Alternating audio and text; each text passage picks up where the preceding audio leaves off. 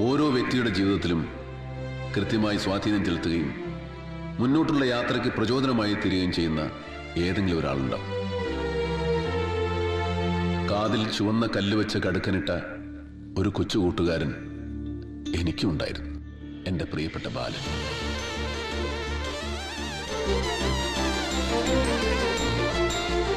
സ്കൂളിൽ ഉച്ചയ്ക്ക് ഞാൻ പച്ചവെള്ളമാണ് കുടിക്കുന്നതെന്ന് മനസ്സിലാക്കി എൻ്റെ മുന്നിലേക്ക് ചോറ്റുപാത്രം നീട്ടിത്തന്ന എൻ്റെ ബാലൻ.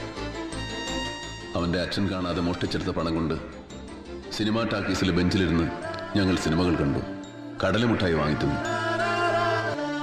അവൻ്റെ അച്ഛൻ ഊണ് കഴിക്കാൻ പോകുന്ന തക്കം നോക്കി അവൻ എനിക്ക് മുടി വെട്ടിത്തരും.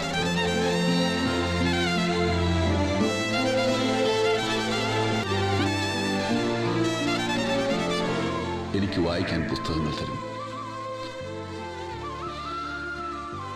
എന്നിലൊരു നടനുണ്ടെന്ന് ആദ്യമായിട്ട് പറഞ്ഞത് അവനായിരുന്നു. എന്നെ സ്വപ്നം കാണാൻ പഠിപ്പിച്ചതവനായിരുന്നു. ഒരു പ്രണയത്തിലകപ്പെട്ട് നാട് വിട്ടുപോയ ബാലനെ ഞാൻ ഓർത്തുകൊണ്ടേയിരിക്കുന്നു. ഒടുവിൽ സിനിമ പഠിക്കാൻ മദ്രാസിലേക്ക് പോകുമ്പോൾ കാതിലെ കടുക്കൻ വിറ്റ കാശുമായി അവൻ എൻ്റെ അടുത്തേക്ക് വന്നു. നിറകണ്ണുകളോടെ ഞാൻ ചോദിച്ചു, ബാലായി കടങ്ങളൊക്കെ ഞാൻ ഇങ്ങനെ വീട്ടു.